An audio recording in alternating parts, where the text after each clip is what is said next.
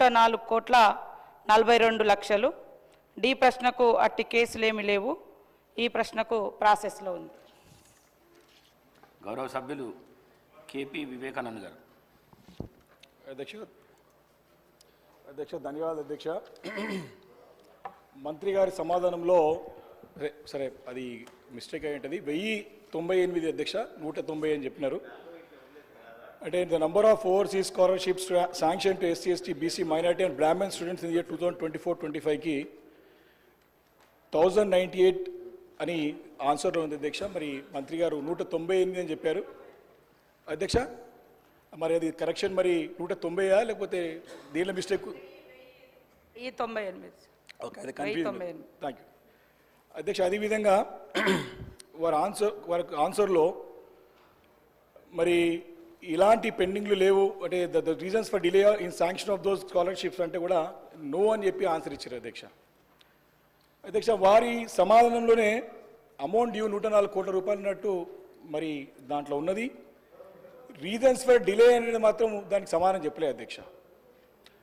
మూడవది అధ్యక్ష, the number of students who got already selected in overseas schemes and are studying in abroad, the quantum of amount pending for payment of them for second and third installments, the quantum of amount paid therein అంటే అధ్యక్ష 8,000 అంటే మొత్తం నాకు తెలిసి మొత్తము ఇప్పటివరకు అయినటువంటి students మొత్తం 8,722 మంది ఇప్పటివరకు అయిన సంఖ్య అధ్యక్ష. మనం అడిగింది 2024-25కి ఏందని అడిగినాం అధ్యక్ష.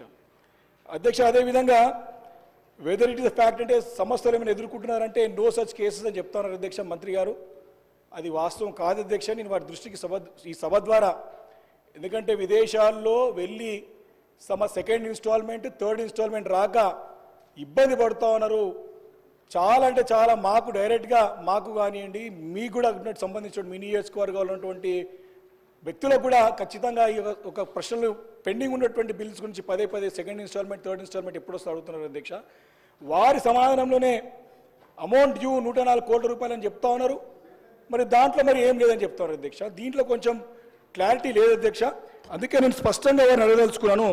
ఈ సెకండ్ అండ్ థర్డ్ ఇన్స్టాల్మెంట్ ఎప్పటి వరకు మీరు ఇస్తారో క్లారిటీగా స్పష్టంగా చెప్పాలని చెప్పేసి నేను కోరుతాను. ఎందుకంటే పేద మధ్యతరగతి ఎస్సీ ఎస్టీ బీసీ మైనారిటీ బ్రాహ్మణులతో పాటు అగ్రవర్ణాలు ఉన్నటువంటి అందరు పేద విద్యార్థులు వెళ్ళి అక్కడ ఇరుక్కుపోయి ఈ ఫీజు రాక సెకండ్ ఇన్స్టాల్మెంట్ థర్డ్ ఇన్స్టాల్మెంట్ రాక ఇబ్బంది పడుతున్న మాట వాస్తవం అధ్యక్ష. రెండోది మేము అడిగినాం స్పష్టంగా 2024-25లో మీకు వచ్చినటువంటి దరఖాస్తుల గురించి ఇలాంటి చెప్తలేరు అధ్యక్ష. ఈ ఏడు నాకు తెలిసి మేము కూడా అందరం కూడా ప్రతి తెలంగాణ ప్రాంతంలో ఉన్నటువంటి అందరూ కూడా పేద మధ్యతరగతిలో ఉన్నటువంటి బడుగులు బలహీన వర్గాలతో పాటు అగ్రవర్ణాల్లో ఉన్నటువంటి పేద విద్యార్థులు దీనికి ఆన్లైన్లో దరఖాస్తు పెట్టుకున్నారు. పేపర్లో కూడా ఎంక్వైరీ జరిగింది కానీ ప్రభుత్వం నుంచి మాకు ఎలాంటి సంకేతం లేదు కాబట్టి ఈ సంవత్సరానికి ఎలాంటి శాంక్షన్స్ ఇవ్వలేదని చెప్పి క్లియర్ కట్గా పేపర్లో వచ్చిన సంగతి నేను మీ ద్వారా మంత్రి గారి దృష్టికి తీసుకొస్తున్నాను అధ్యక్ష. అయితే ఈ స్కీమ్ని ఉంచుతారా, కంటిన్యూ చేస్తారా లేదా అని ఎత్తేస్తారా, దీనికి స్పష్టంగా సమాధానం చెప్పాలని చెప్పేసి మంత్రి గారు కోరుతాను అధ్యక్ష. ఎందుకంటే భవిష్యత్ తరాల గురించి పెట్టుబడి విద్యార్థులపైన చెప్పేసి ముఖ్యమంత్రి గారు అన్నారు. కానీ భవిష్యత్ తరాల వారిది మరి ప్రశ్నార్థకంగా అంధకారంగా కనపడుతోంది ఈ యొక్క చర్య వల్ల అని చెప్పి చెప్పక తప్ప అధ్యక్ష. రెండోది మనకి దగ్గర మన బడ్జెటే 3 లక్షల కోట్ల బడ్జెట్, 1,27,000 కోట్ల రూపాయల అప్పు ఈ ఏడాది కాలంలో జరిగినట్టు స్పష్టంగా అర్థమైంది. ఒక 100 కోట్లు పేద విద్యార్థుల గురించి వెచ్చించడానికి ఎందుకు ప్రభుత్వం వెనకబోతుందని చెప్పి నేను ప్రశ్నిస్తాను అధ్యక్ష. ఈ నిర్లక్ష్య వైఖరికి కారణం ఏందో చెప్పాల్సిగా నేను మంత్రి గారికి కోరుతాను అధ్యక్ష స్పష్టంగా. అధ్యక్ష మీరు ఓవర్సీస్ స్కాలర్షిప్ గురించి అడుగుతున్నాను. ఓవర్సీస్ స్కాలర్షిప్ లో మీరు ఇచ్చినట్టు మేనిఫెస్టోలో ఈ పేద మధ్యతరగతి అన్ని వర్గాల ప్రజలకు అధ్యక్ష, ఎస్సీ ఎస్టీ బీసీ మైనారిటీలో ఉన్నటువంటి అగ్రవర్ణాల పిల్లలందరూ కూడా 20 లక్షల నుంచి 25 లక్షల రూపాయలు చేస్తా అని చెప్పేసి మాట ఇచ్చి ఇప్పటి వరకు దానికి కూర్చొని అధ్యక్ష. కొత్త 5 లక్షలు ఎక్కువ కానీ కొండ 4 మంది వేస్తే ఉన్న 4 కోట్లు పోయినట్టు ఉన్న సంవత్సరానికి స్కీమ్ పైసలు లేవు అధ్యక్ష. పైసలు రాలే ఇంకా దానికి సమాధానం చెప్పాలి అధ్యక్ష. రెండోది 1,098 మంది అసలు ఎత్తివేత గురించే లేనప్పుడు ఈ క్వశ్చన్లను ఎందుకు ఉత్పన్నమైతాయి? మీ గవర్నమెంట్లో మీరు పెండింగ్ పెట్టినాయి మేము పే చేసినాం 244 కోట్ల రూపాయలు మీరు పెండింగ్ పెడితే మేము వచ్చిన తర్వాత 140 కోట్ల రూపాయలు క్లియర్ చేయడం జరిగింది. ఇంకా ఎత్తివేత అనేది ఉంటే ఇంకా క్లియర్ ఎట్లా చేస్తాం సార్? ఇంకా ఉంచుతారా అంటే అన్ని ఆల్ డిపార్ట్మెంట్స్కి సంబంధించి కాబట్టి మాకు కొన్ని ప్రాసెస్ చేస్తూ ఉన్నారు. ఇంకా కొన్ని నిబంధనలు పెట్టి తీసుకొస్తారు. ఇంకా ఉన్న పెండింగ్ మాకు మార్చి వరకు ఉన్నది క్లియర్ చేయడానికి ఛాన్స్, మార్చి వరకు మేము క్లియర్ చేయడానికి అవకాశం ఉంది. ఎత్తేస్తారా తీసేస్తారా ఈ క్వశ్చనే లేదా సార్? అక్కడ పెండింగ్ ఉందని చెప్పిన 104 కోట్లు పెండింగ్ ఉంది, 140 కోట్లు క్లియర్ చేసినాం. మీరు పెట్టిన ఈ 244 కోట్లలో మేము 140 కోట్లు క్లియర్ చేసినాము. ఈ ఇయర్లో ఇంకా 104 కోట్లు మార్చి వరకు మేము పే చేసుకోవడానికి అకాడమిక్ ఇయర్ మాకు అవకాశం ఉంది. మేము క్లియర్ చేస్తాం అవి కూడా. Thank you speaker sir.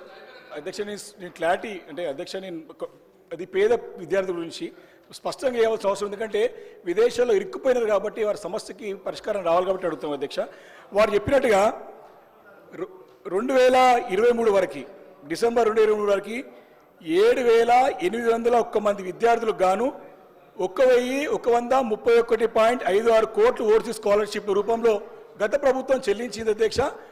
వారు చెప్పినట్టుగా ఫస్ట్ ఇన్స్టాల్మెంట్ క్లియర్ అయిపోయి పెండింగ్ పెట్టే కాదు అధ్యక్ష, అవి సెకండ్ ఇన్స్టాల్మెంట్, థర్డ్ ఇన్స్టాల్మెంట్స్ అవి. దయచేసి మంత్రి గారు సరిదిద్దుకోవాలని చెప్పి కోరుతా ఉన్నాను అధ్యక్ష.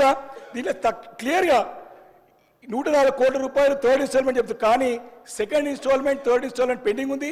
ఈ సంవత్సరం అప్లికేషన్స్ క్లియర్ కాలేదు. దాని గురించి ఈ సంవత్సరం దరఖాస్తుల గురించి స్పష్టత ఇవ్వాల్సింది కోరుతూ అధ్యక్ష, ఒకటి స్పష్టంగా లేదు రాష్ట్రంలో అర్థమవుతా ఉన్నది అధ్యక్ష.